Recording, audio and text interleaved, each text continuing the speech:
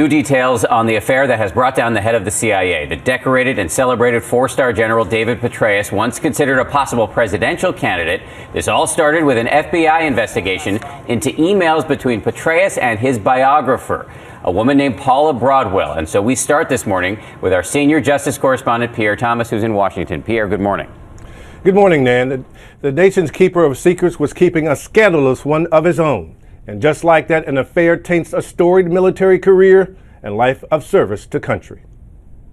The resignation of the CIA director stunned a city not easily shocked. One of the country's most respected and disciplined public officials left office admitting an indiscretion. In a statement to CIA employees, Petraeus acknowledged an affair and what he called extremely poor judgment.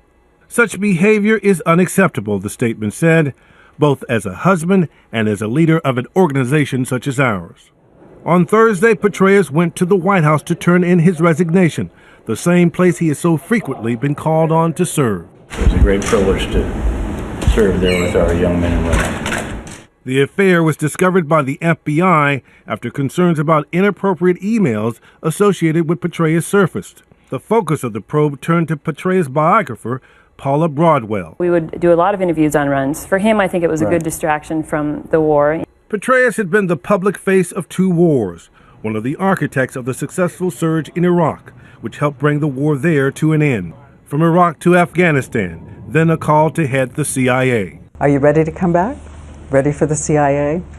Well, I feel very fortunate to have been provided such an opportunity to continue to serve and to contribute if confirmed.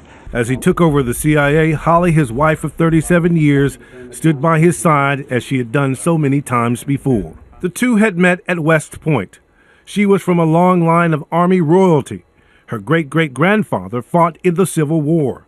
Her own father was a retired four-star general. The president praised the director's dedication and patriotism and said his thoughts and prayers are with Dave and Holly Petraeus, who has done so much to help military families through her own work. Now it's the Petraeus family that faces the strain of a deeply personal failure. But the nation's top spy has to be above reproach. He had to go. Such a revelation was simply devastating. Bianna? So many people still stunned. All right, Pierre, thank you. Well, now to the woman at the center of the scandal, biographer Paula Broadwell. It was the FBI's investigation into her that ultimately led to the downfall of David Petraeus. Broadwell had been very public about what was described as an unusually close relationship with the general. And now sources familiar with the investigation tell ABC News that at some point that relationship turned into an affair. Like Petraeus, Broadwell also had an impressive background and now a reputation in shambles. Our coverage continues with ABC's Rena Ninen in Washington. Good morning, Rena. Good morning, Bianna. They are both known as overachievers. While Paula Broadwell was making the rounds with the media for her gushing 400-page biography of the four-star general, she's not the only one that the FBI is eager to learn more about their relationship.